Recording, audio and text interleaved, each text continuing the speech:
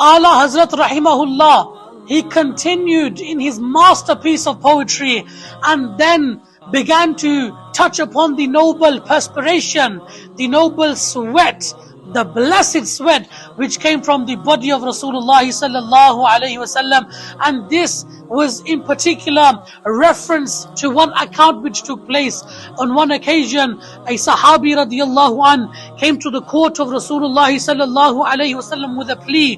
The Sahabi said that my daughter, she is to be wedded off. It is a wedding ceremony. However, we have no means to give her any fragrance, any itar.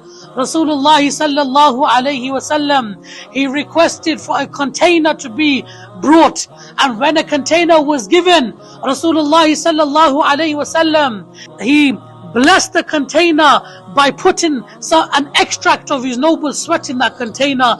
Then he gave this blessed bottle which had the blessed sweat of him sallallahu alayhi wasallam to the Sahabi and said that give her this as a gift, allow her to use this as a gift. And subhanallah, whoever then applied that blessed sweat of Rasulullah sallallahu alayhi wasallam, they were such that people would be in awe of them. That fragrance and that smell was so beautiful that that house which the bottle was kept in was then referred to as the house of fragrance. Subhanallah. And look at the aqidah. Look at the aqidah of the Sahaba alayhim ridwan. They asked for perfume, but when they were given the blessed sweat in return, they did not say anything.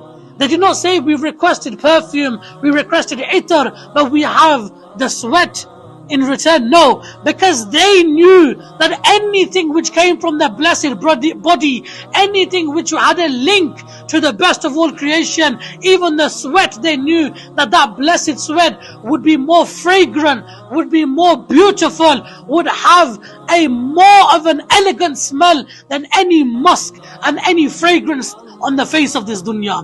So Ala Hazrat Imam Ahmad Raza, he mentions in his pieces of poetry that by Allah, if she, meaning a bride, a woman, if she was to attain the droplets of the blessed sweat of Rasulullah sallallahu alayhi wasallam, she would never have to ask for any itar. She wouldn't have the hajat to ask for any itar or for any flower, for anything of the sort. Ala Hazrat Rahimahullah beautifully pens, O Allah, jo mil jaye mere gul ka pasina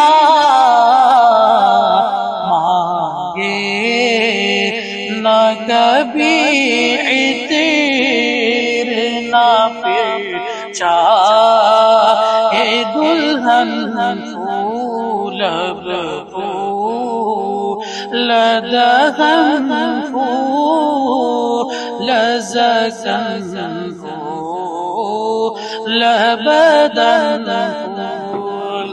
Remember to have the fruits and to understand the fruits of the nut.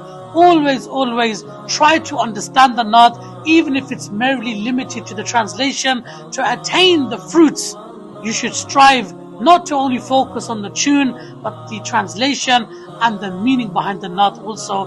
May Allah grant us tawfiq.